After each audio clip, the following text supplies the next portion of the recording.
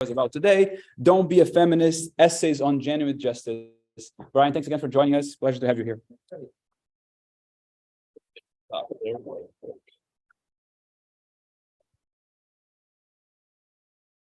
All right. Thanks everyone for coming, and thanks very much to Carlos and Salem for giving me this great home away from home. As Carlos was saying, I write controversial books. I only do controversial books. It's not because I have only controversial views, but I'm not going to write a book about the color of the sky, that the sky is blue by Bryan Caplan. That's not anything that's worth my time. If I have a normal view, there's probably already 30 books that defend that. So I focus on topics where I think that they are undersold, orphan topics. But this is the only book I've ever worked on where friends called me to warn me to not do the book. It's the only one where I had two different friends who staged personal intervention saying, look, you are making a big mistake here. You're going to destroy your entire career, or at least you will discredit the rest of your work. At minimum, change the title. And I appreciated this because they cared. They stuck their necks out for a friend. They were not trying to make me feel bad. They were trying to go and tell me what was best for me. I had a few weeks to think about it, and I said, I'm going to stick with my original plan. Now, why were they saying this? They were saying this, well, you are deliberately going out of your way to anger and antagonize others, which is something I actually try to avoid doing assiduously. However, I'm also very concerned in getting my point across. I felt like by having this cover, on the one hand, I get my point across. On the other hand, I think you can see I'm not angry. That is a picture of me homeschooling my daughter, which I was doing during COVID. Obviously, she's my daughter. I want her to have a great life. So I'm not writing this book to make her feel bad about herself or in any way. In fact, the title essay of the book is Don't Be a Feminist, a Letter to My Daughter. And if you read the book, it is all written in that second person of I am talking to her, although of course you guys can read it too and be witnesses to the conversation that I'm imagining. All right, let's see. Wait, this is not going. What do I do? Do this. Let's see. So it's not going. And then you need to click on this slide again. So right to do. Okay. All right. Okay, there we are. All right. So what is feminism? This was the first topic in my mind. So what exactly is it that we're even talking about? If you go to the dictionary, and usually I do like to go to dictionaries, they will say something like feminism is the view that men and women should be treated equally. But I've long thought this just violates normal English usage. It is possible for dictionaries to be wrong. How can they be wrong if they say that people use a word in a way that they do not in fact use the word? All right, how do I know this is just not my idiosyncratic view? Well, in 2016, there was a nationally representative Washington Post Kaiser survey that actually asked people a bunch of questions. One of them is, are you a feminist or not? And another one was, do you believe that men and women should be social, political, and economic equals or not? And guess what? 33% of men said that they were feminists, but 94% of men agreed that men and women should be social, political, and economic equals. If you're a math genius like Scott, then you'll instantly see this means that over 90% of non-feminists believe the position that is allegedly the defining characteristic feminism, which is odd, right? The point of a definition obviously is to distinguish one view from another. If you were to say that feminism is the view that the sky is blue, well, feminists do believe in the blueness of the sky, but that is not what distinguishes the view from other views. You need to say something else in order to fit with normal language.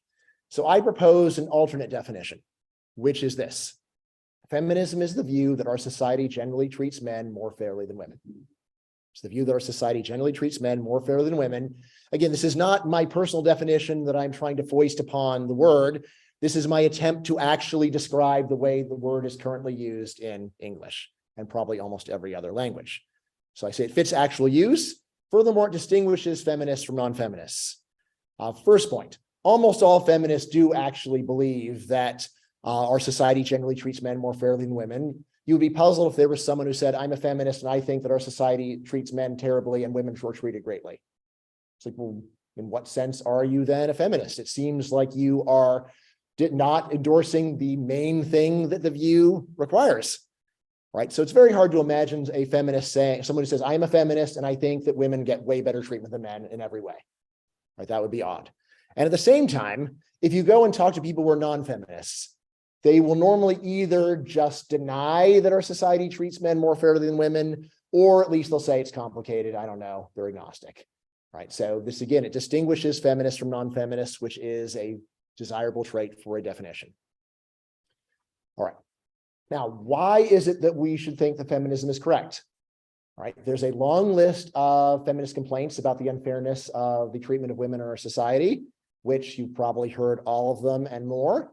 These are the highlights. All right. So first of all, men make more money than women. All right. Still true. All right. Another one. Men are overrepresented at the top levels of business, government, science, and beyond. Also true. Men do much less childcare and housework than women. True. Non-custodial fathers provide little financial or parental support for their children. Generally true. Men are the perpetrators and women are the victims of the vast majority of sexual violence. This one, plausible, but we will come back to it. And then the last one, men view women as sex objects. See, I don't know of any formal research on this, but very likely there's a lot to that. Okay, so at this point you might say, look, all right, fine. We've got a new definition of feminism, but it's still clearly correct, and so you ought to be a feminist. But there's a major problem with that, which is, remember, if you go back to the definition I proposed, generally treats men more fairly than women. Now, why did I put it that way? Well, obviously, if you were to say that I'm a feminist because one bad thing once happened to one woman, that's not a very interesting position, because let's see, how many people in this room have ever had anything unfair happen to them in your entire life? Yes. All human beings endure unfair treatment. So merely to say there's one thing that happened to one person or one bad thing happened to one woman, therefore feminism is true, is a bizarre way of looking at it. And I don't think it's one that anyone would be likely to endorse. If you say, look, what happened once, what does that prove? Look, it's not that it happened once, it is this pattern, a systemic pattern of abuse, something like this. Right. But once you are willing to go and make a list of ways in which society seems to treat men more fairly than women, it is also very reasonable to say, well, are there any ways in which society seems to treat men less fairly than women? And the answer is, of course, yes. So let's just start with this. Men are also overrepresented at the bottom of society, in every known society. Right. Men do almost all of the nasty, dangerous work. Right, like 90% of all workplace deaths are male. Men are much more likely to be homeless or imprisoned. Men are much more likely to kill themselves. Over there, we've got incarceration rates for men and women. Yes, so you can see that men are about 10 times as likely as women to be incarcerated. Right, so that's one big one. Like, all right, so we got a society where men are overrepresented at both the top and the bottom, which is not what you would normally expect from a feminist perspective. Here's another one. Men spend much more time on the job than women. Men are much more likely to be working very late, to be working long hours. Another one, a law heavily favors women in child custody and child support disputes. Here's another one. Men are definitely much more likely to be victims of violent crime in general. So if you single out only sexual violence, then as we'll see, it might be true that women are more likely to be victimized. But if you expand it to all violence, which seems reasonable, so it's really bad to be murdered, right? It's really bad. All right. Then it is very clear that men are much more likely to be victims of violent crime. Here's another one. Men are much more likely to die in combat and in warfare generally, right? And in serious military conflicts, men face military slavery, the draft. You might have been following the situation in Ukraine. I'll come back to that. All right. And then the last one that you'll sometimes get is that women view men as success objects. Men are judged because on the basis of their income or their job achievement, or sometimes just their pure status. Right. So you have a PhD from MIT, therefore you are worthy. Otherwise, it doesn't really matter who you are. So this is another list, which again is fairly obvious when you think about it, but we hardly ever hear about it. Okay. All right. So I say just getting both lists clarifies a lot, clarifies the debate. And it also avoids something called confirmation bias. Let's see. So we've got a lot of stats people here. So everyone here feel comfortable with confirmation bias? Main idea, confirmation bias. When you hear that, say, all X's are Y, a natural thing that people do is say, can I think of a bunch of X's that are Y? And normally you can. The confirmation bias says, well, why don't you try to think of some X's that are not Y? Try that. Try to think about the other side. If someone says, give me some reasons why my argument is correct. All right, I can do that. Also, give me some reasons why my argument is incorrect. Very important to do that too. All right, this is a general intellectual flaw that human beings have. Right, so when you come up with two lists rather than one, it is a big help. And often just making that extra effort to think about reasons why you might be wrong really is a big help at getting you on the right track. So I would say if you look at this two lists, at minimum, they are in the same ballpark. Saying that men are overrepresented at the top of the society seems pretty similar to saying that they are saying on the opposite side that they are overrepresented at the bottom of society, so on. Now, I could just leave it there, but I am, as Carlos is saying, labor economist, which means that I know that there is a big problem with simply going and looking at inequalities, which is that inequality need not imply unfairness. One example for me is I have earned below the average number of Olympic medals for a human because I have exactly 0. And yet the average human has more than 0 because some have a positive number and the rest of us is 0. So 0 average with some positive equals a positive. So yeah. But then the question is, was I cheated out of those Olympic medals? Was there any way in which I deserved one and I didn't get it? Like, well, no, I clearly don't deserve any because I have no athletic talent. I didn't even try. I didn't enter. So I didn't do any of the things that you would normally do in order to have even a prima facie case that you were somehow mistreated right now. So that would be a case where, though there is an inequality, it is a totally reasonable inequality, and you would have to be pretty fanatical to object to it. All right, now similarly, if you are a thoughtful feminist, you could go back and look at that graph there and say, all right, well, men are more than 10 times as likely to be in prison, but could that have anything to do with men are committing a lot more serious crime? Yeah, it could have a lot to do with that. Men could be committing way more murder. In fact, there's little doubt that men are committing way more murder than women. Men are committing way more aggravated assaults, and so on. Right. So when you put it in, saying, well, at least that would seem to explain a lot of what's going on. Right now, if you are a really good statistician or econometrician, you might be saying maybe there's still a little left. Maybe there's still some unfairness towards men. And I do know some people who have argued this, although it is hard to get the really good data, like on the severity of the crime. How do you go and really match it up? But at least it's something that you would consider. But at minimum, a very large majority of that gender gap in incarceration does not reflect the system just saying, let's go and make men suffer, we hate men, but rather is men are doing a lot more violent crime, which then gets them in trouble with the law. All right, so that's a great point for a thoughtful feminist to make, but it is a point that goes both ways. All right, a general issue is that any one of these inequalities could in fact reflect a performance gap, meaning that there is less unfairness than meets the eye.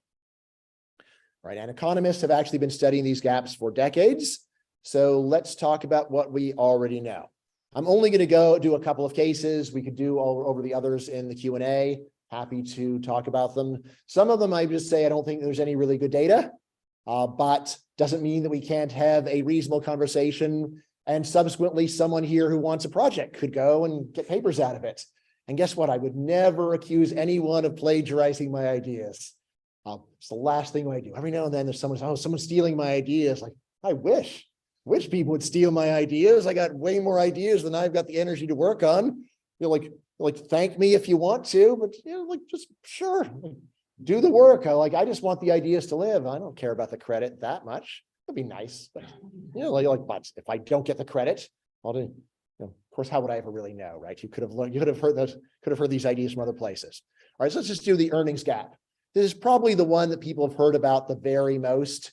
It's one that people have been told about from a very early age. I think my daughter's already hearing about this in school.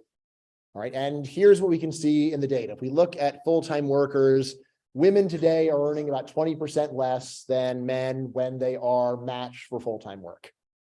All right, but still there's a question of why. Why would this be? One possible answer is just total unfairness of our society. It's logically possible. But though logically possible, it's highly implausible. So think about this. Have you ever watched late night TV and they tell you about different ways you could get incredibly rich by, say, starting an alpaca farm in downtown Austin? All right, so I've watched this commercial a number of times. You too can start your own alpaca farm. And they show people like, I didn't have any experience with any kind of agriculture, but now I've got alpacas and I'm making money hand over fist. right? And all you need to do is send us $995 and we will ship you a mating pair of alpacas. And before you know it, they breed like rabbits, gentle, lovable, clean animals. You too will be an alpaca baron, just like these people on TV. I have never actually investigated whether this would work, but I have just said, seems too good to be true. It probably is. Right. This is why I assume everyone here deletes those spam messages you get about to send me $1,000 and I'll split $1 million with you. It's a long story. I'll tell you all the details as long as you give me $1,000. Right. You've gotten these, right? And again, common sense just says, all right, I suppose it's possible that there's a Nigerian prince who needs $1,000 and no one will front him the money. And if I give it to him, we can split $1 million, but it seems really unlikely. It's just too easy to unlock too much money for the story to be correct. All right, if you think about the usual gender gap pay story, it really does imply that any business could just fire all their men, replace them with equally qualified women for a lot less money and pocket the difference. This is a really easy business idea. This is not a business idea like saying, hey, just come up with clean, infinite energy and then you can be rich. All right, that's probably true, but that's super hard. Right? I don't know how to do that. So if anyone does, leave the room and get to work on it. So we could really use that. But anyway, although see Alex Epstein's talk next week, so he'll tell you more about it. Right. But anyway, yes, it seems highly implausible it could be that easy to go and revolutionize the profits of any company. Seems like in any company, many companies around the country, there's people that would say, let's try it and see. Fire all the men, replace them with women who work for lower wages. You can't even sue them for discrimination because there's no longer any pay gap.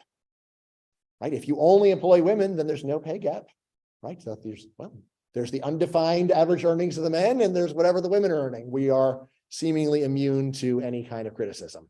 So fire all the men, replace them with women, pocket the difference. It seems like that would be really easy for a business to do. Could it really be that the entire economy is run by people that have no interest in making this kind of money? Seems hard to believe. All right, so that's just the initial plausibility of the story. Then there's actual statistical work on this. I have played around with these numbers and different data sets. So I'm satisfied that I've seen it with my own eyes, but you can also look at literature reviews, that kind of thing. So in general, researchers who statistically adjust for job performance strongly confirm these doubts. And they do end up saying, look, the reason why for the overwhelming majority of the pay gap is not inexplicable unfairness, just pure pig-headed, stubborn refusal to pursue a great business idea. Rather, it is that men and women, even when they're employed full-time, are doing very different kinds of jobs. All right. So there is a great book by psychologist, actually political scientist, Warren Farrell, called Why Men Earn More.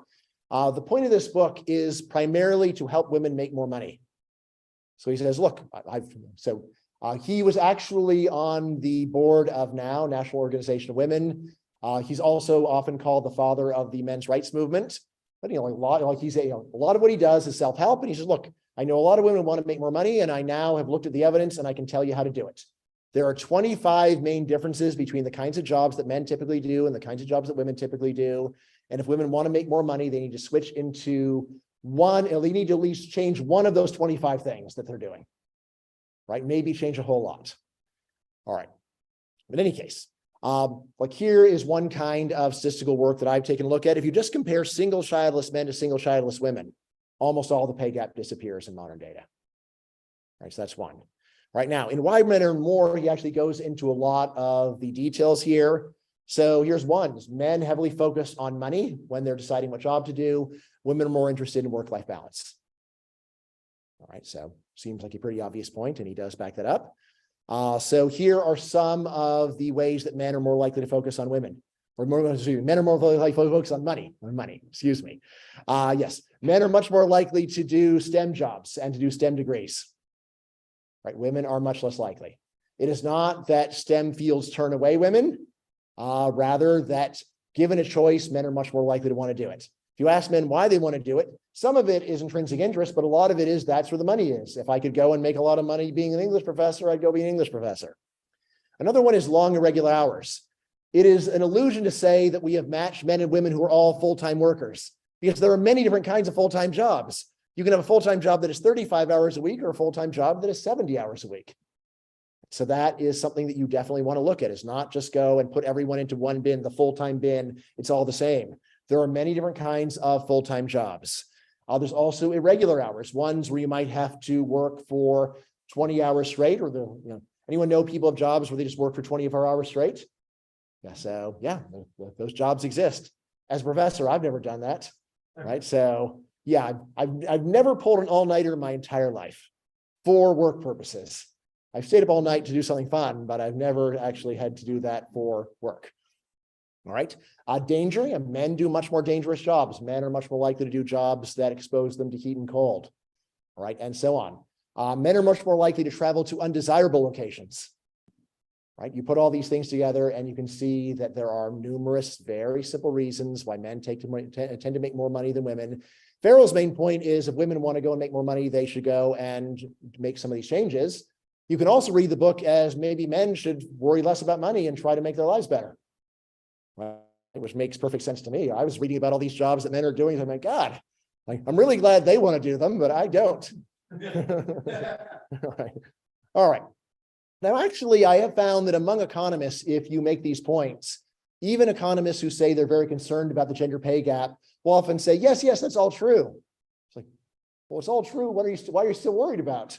And often the answer comes down to, look, the real injustice is that society does not provide free daycare for all. That is the incredible unfairness. This is where my reaction is, it seems like you're moving the goalposts up to an extraordinarily high level. We're going to say society is being unfair unless they pay for me to raise my own kids. Right? And again, it is possible, of course, to feel like you were mistreated if your standard of mistreatment is extraordinarily high, no matter how good you have it. Right? You can be a Kennedy and still say, God, my life is so unfair because I was turned down from Harvard. Right? Or like Ed Kennedy or Ted Kennedy, I was, look, just for one little cheating incident, I was expelled. Right? It really happened. Wow. Like there was something different about Harvard in those days. They would go and offend an entire very wealthy clan in order to maintain integrity. It was on a Spanish test too. So anyway, all right. So we can come back to this, but it is, of course, always possible when faced with a lot of evidence that a lot of complaints are unjustified to move the goalposts to a point where just life is itself inherently unfair.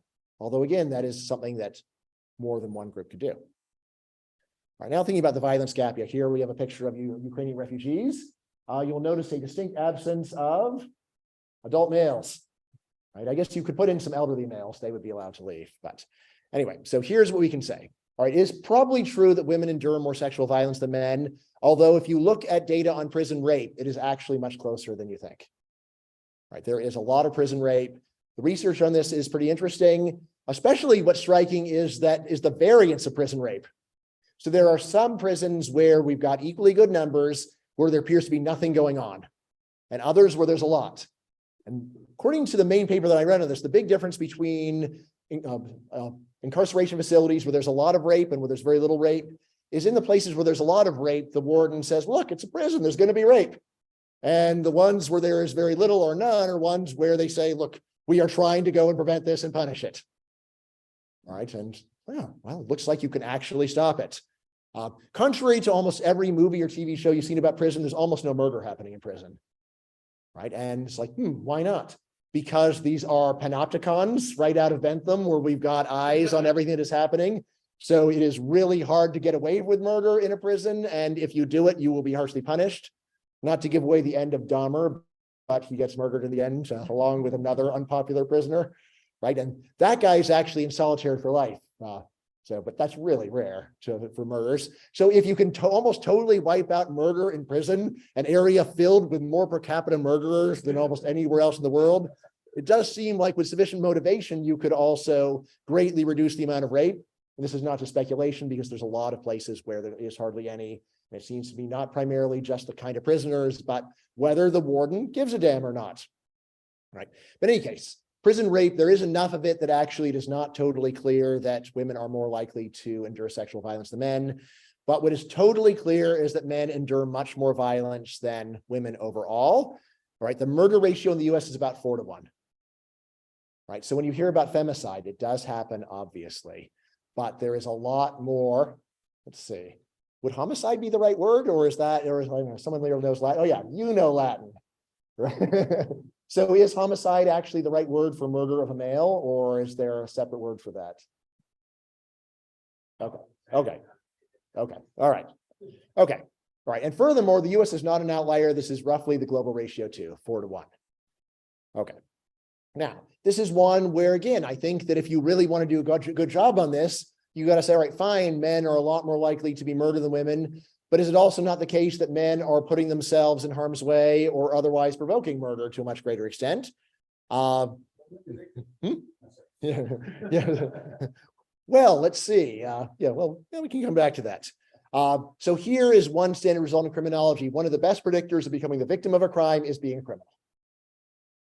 And one of the best predictors of being a victim of a serious crime is being a serious criminal. All right, so men are much more likely to be criminals, and being a criminal is indeed a strong predictor of being a crime victim. I don't think I was able to find any actual papers that go and statistically adjust for this and see whether men are still being murdered at a higher rate given their higher level of criminality, but it is definitely something that reduces the disparity, and we ought to consider that. Men are also much more likely to die in war. This one is a lot harder to say that they brought it on themselves, especially for a major war with conscription. Like the guys that had no interest at all in fighting, the nicest guy in the world, pacifists, still, they can get conscripted too. And yes, virtually all conscripts on Earth are male. There are a few countries that will conscript women, but I don't know of any that actually conscript them for combat. Most recently, see Ukraine. Yes. Yes. So from start. Well, you're gonna have to register. That does not mean that they will be conscripted, right? Just like no men have been conscripted for a really long time. Yes. All right. Now, the case of Ukraine is interesting because I've heard basically zero complaining about the treatment of males by Ukraine. I've heard the story. The facts are very well publicized. No male between the age of 16 and 60 can leave, right? At the same time, everyone else in Ukraine has open borders with the EU, right? And yet the level of acceptance of this is almost 100%. Right? It's like, well, like the Ukrainian soldiers, like there's going to be a 60-year-old Ukrainian soldier. Like what about males that have a serious health problems that where they would be a burden in any unit? Can they get out? As far as I can tell, they cannot get out either. And so it is more of an idea of, look, if you're a male, you're just there to be a human shield, and it is wrong for you to complain, wrong for you to go and say, hey, I'm being mistreated here. It is just your lot in life to go and be put in harm's way for strangers. Right? And again, this is one where there's almost no complaining about it. All right, so summing up. So I did have a lot of others. We can talk about those in the Q&A. I'm happy to do that. Up there is a great picture, a little hard to make out, but this is the famous scene in Titanic where Kate Winslet is surviving because she's on a floating door, and Leonardo DiCaprio is on the side dying of hypothermia. There have actually been TV shows where they've done experiments showing they both could have been on the door. There was no problem with them both surviving, but it wouldn't have been so dramatic, right? But again, if you just take a look at this picture, it's an incredibly moving scene. It's true love. They've fallen for each other. They've overcome class barriers, and he is there nobly letting her save her life. And he's talking to her in her last minutes, and great acting, great delivery. But just imagine the same scene if it was the woman dying of hypothermia and it was the man who was on the door, right? No one would be there saying it was true love. Right? They would be saying, like, what a horrible monster that he's choosing his own life over that of a woman he just met 2 days ago. So there's something weird about that. So yeah, there is not enough time to review all the cases. I'm happy to go over any of the things that I mentioned, but here's the general pattern. Women have parallel complaints on virtually every one of the issues we talked about. And both sides' complaints, when you really look closely, are overstated. In both cases, there normally are at least some good reasons for why there is a disparity. Although in the case of, say, Ukraine not allowing any male between the ages of 16 and 60 out, it probably is fairly flimsy. In any case. All right, now, there is one last big difference that I talk about in the essay. And this is, given that there is such a closeness in the ballparks of the complaints, one asymmetry is that men endure a lot more false accusations about unfairness. So if it really is the case that the complaints of the two genders are in the same ballpark, they're exaggerated, and yet there is a whole lot of complaining about how one gender is extremely unfair to the other gender. You say, well, is it fair to go and make someone endure a lifetime of accusations that turn out to not be correct? Yeah, that seems quite unfair. Now you might say, well, it's so complicated, who could really know about this? In the case of the gender pay gap, this evidence has been out there for 30 years, minimum, more like 50 years, really. And yet the accusation does continue. It does seem like there's just very little interest in double checking the veracity of the accusation among people that are making it.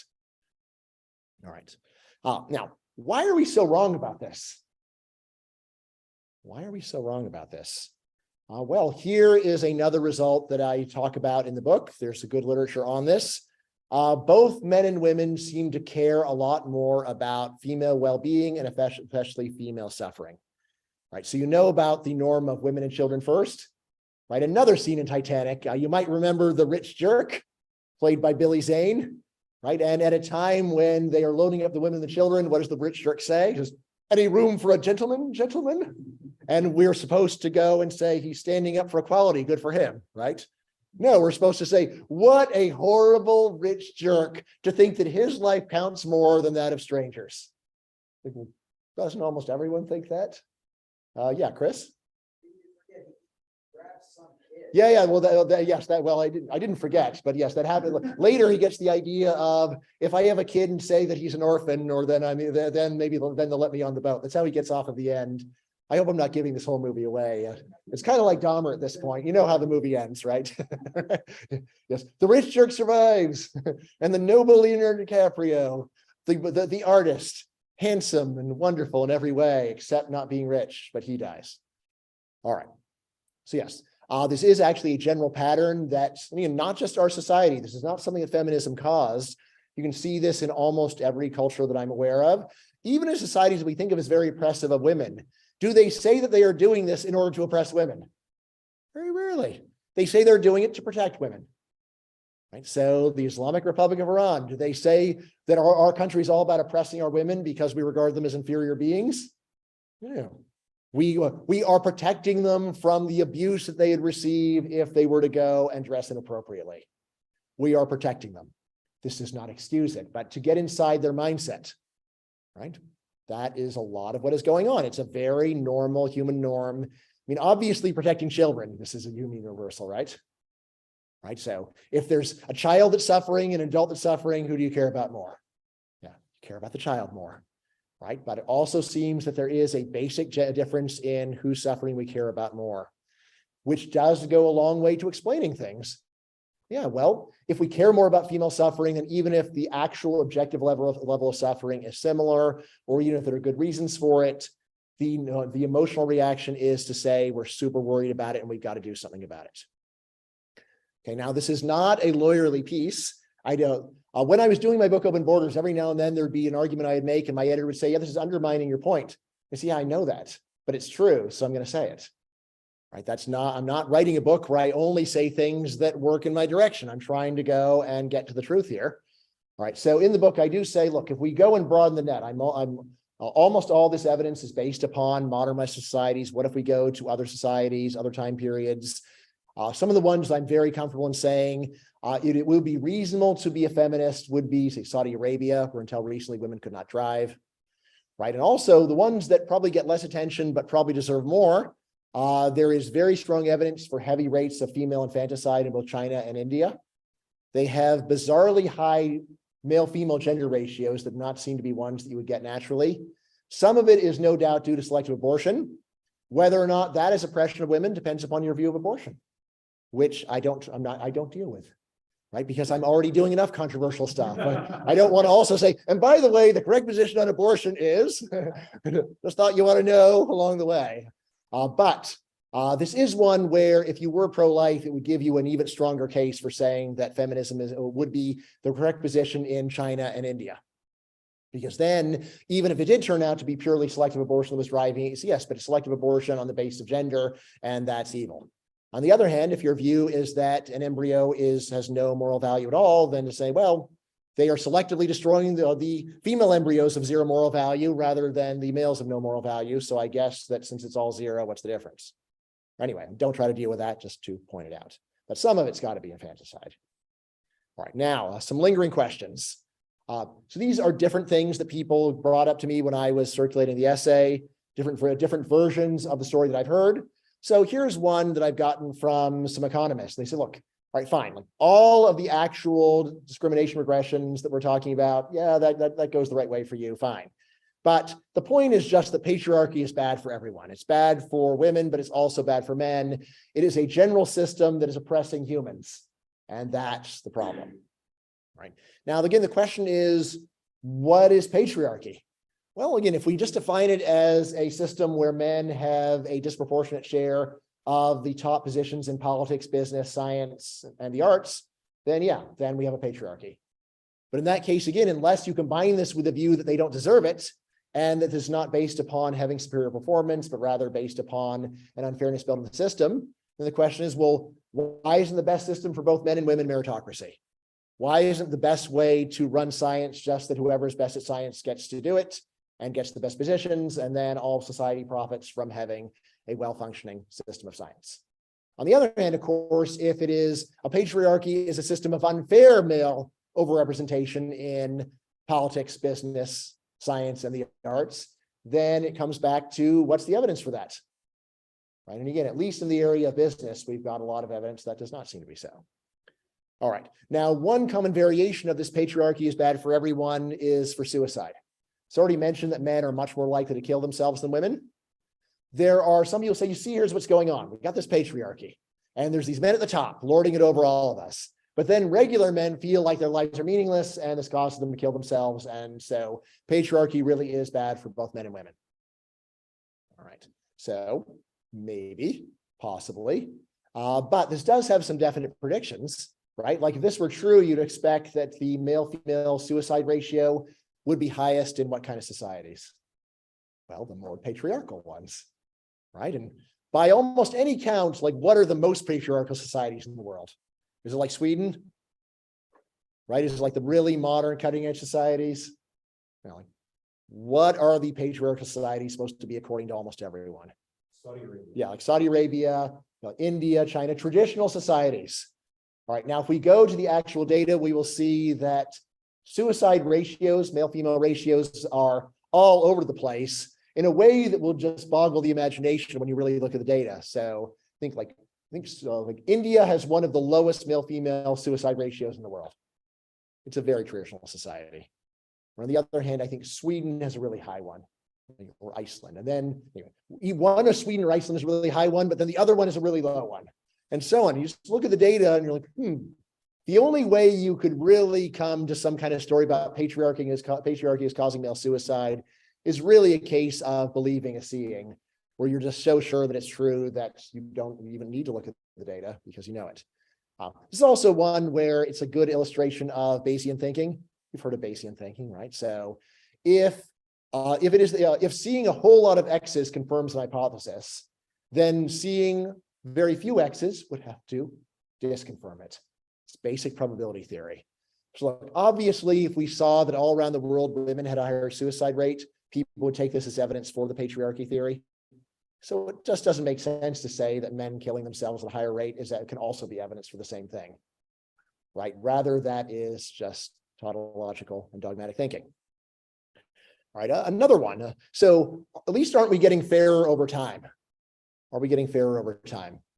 This is one where I say it actually is complicated. It is plausible that for very highly talented and highly motivated women, our society is now more fair than it was in the 1950s. On the other hand, you might remember I was mentioning things like lack of child support from non-custodial fathers. That was a much smaller problem in the 50s than it is today. So in terms of the overall deal that women on average are getting, it's not even clear that it is more fair than it was in the past. It really depends upon what kind of woman you are and so on. By the way, one of the funner podcasts that I did on this book, the interviewer was a woman from Singapore, and she brought up the question of talking to her female friends about whether they'd rather be men. And she said, the response she always gets is, well, what kind of man? So they say, like, how tall am I? What's my job? What's my education? What's my race? So at least among her friends, it was, look, it's complicated. And yeah, it's complicated as to whether we've even gotten more fair over time. One thing that I suggest in the book is that given that the great increase in false accusations of mistreatment of women, you might say that this has narrowed the unfairness gap, but in the wrong direction, or rather in the wrong way. We have reduced the unfairness gap by treating men more unfairly than they were in the 50s. Another one that I've gotten, this was a very famous economist who said, all right, look, it was all fine, Bryan, but you're forgetting about pressure for gender conformity. Don't you want your daughter to be able to do all kinds of great things? Like, yeah, I want all my kids to be able to do all kinds of great things, right? And I don't want them to say, hey, just because you are a boy, you are not allowed to do the following things, right? So there's a general issue with gender conformity, but here is what is interesting when you go and talk to sex researchers. So I'm good friends with Michael Bailey, Northwestern University, one of the world's biggest sex researchers. And yeah, he's confirmed, like, there's a lot of evidence that the pressure for gender nonconformity is much stronger against boys than girls. The pressure against the sissy is much worse than against the tomboy. Okay, so again, this is not something that really seems to push in favor of the view that our society generally treats men more fairly than women. Anything that goes the other way. Our last question is, this is sort of a general one. Anytime you have a contrarian view about anything, how can so many people be so wrong? How many can, right? It's like, yeah, well, you're right. All these other people are wrong. Maybe you're wrong and the other people are right. It'd be really narrow-minded not to take that complaint seriously. At least you got to have a story about what's going wrong.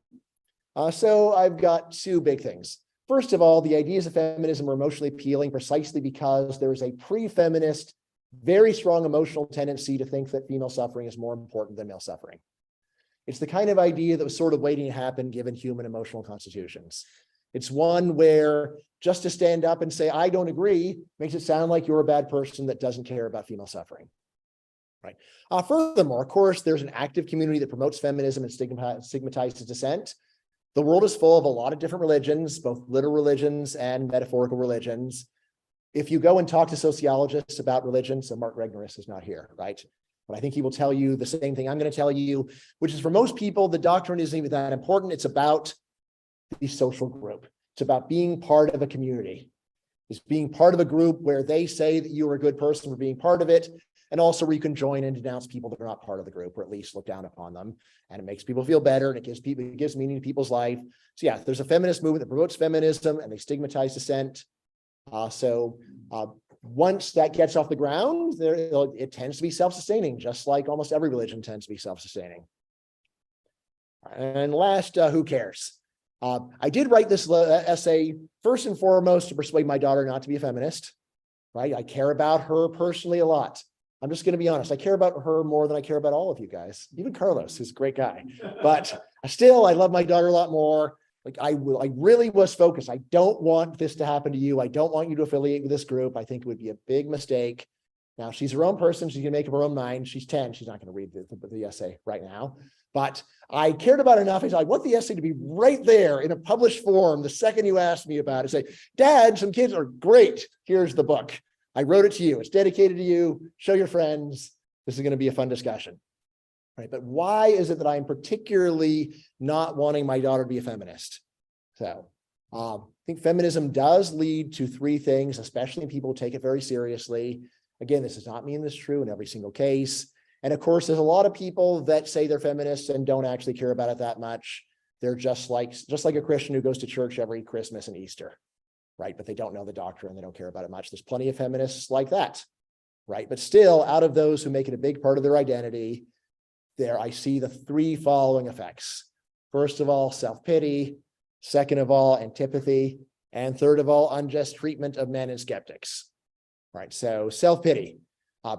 First of all, even if feminism were totally true, is it really constructive to spend your life feeling sorry for yourself? Does anyone feel like you've had a great life because of self-pity? Where it's like, I got a big problem. Maybe I should just feel really sorry for myself, and then the problem will go away. Right? That's not a reasonable forecast for any problem that you're facing in life. But anyway, that of course, it could be that feminism is true, but it leads to bad psychological consequences. But that's not what I'm saying. Rather is, look, not only it's false, it's false. So you would be mistaken feeling sorry for yourself generally, but on top of that, so even if they were functional, or even if the self-pity were functional, it's just not true. So it does not make much sense. You know, of course, you could just say, well, I feel sorry for myself because anything bad has ever happened to me. That's a case of moving the goalposts. And it's all right, I guess you could do that. I recommend against it. Don't spend your life making a list of everything wrong that has ever happened to you and then dwelling on that. So it is not going to be a good life for you. Then the antipathy. All right. Even if feminism were true, antipathy for men is not a constructive attitude. They're half a society. It is helpful to be able to get along with them. Just having an assumption that they are your enemies is not a good one. But again, especially if it isn't even true, then it is, in addition to being dysfunctional, just false. Right. So one of the big lessons that I tell all my kids is that friendship rules the world. It is a good idea to go out of your way to make as many friends as possible. Right. Even people you think, well, that person will never be my friend. Try. You might be surprised. There's a lot of people who just respond well to a smile and a good attitude. Right. And if it doesn't work out, probably everything will still not be worse. All right. And then if you take a look over here, I just found 4 random books by feminists on this general theme of, yes, it's really so Good and Mad. Yes, the revolutionary power of women's anger. Right. So you could try it, but how it seems like it is also going to be a path to alienation from other people and friendlessness and so on. Rage Becomes Her. Yes, the power of women's, is it rage? What is it? Power of women's anger. Eloquent Rage. And then we also have a feminist coloring book called Angry Women Will Change the World. So you can draw and be angry at the same time. I don't know, I feel like the last one's probably the least bad of these 4, because at least you're using, you're drawing, expressing yourself. All right, anyway. Now, these 2, the self-pity and antipathy, are ones where I told my daughter, I don't want you to do this because it's bad for you. But then I also mentioned the injustice of it. So if feminism is debatable at best, and I hope I've at least convinced you of that, this means that when someone wants to argue with you, getting angry at them is just wrong. Their questions are reasonable, the doubts are reasonable. Getting angry at a person for that is a case of you being an unfair human being, and you shouldn't do it. And in the essay, it's like, well, yeah, but what if it's good for me? And I say, yeah, well, here's how I've raised you. The only way to win is to treat other people like dirt, lose.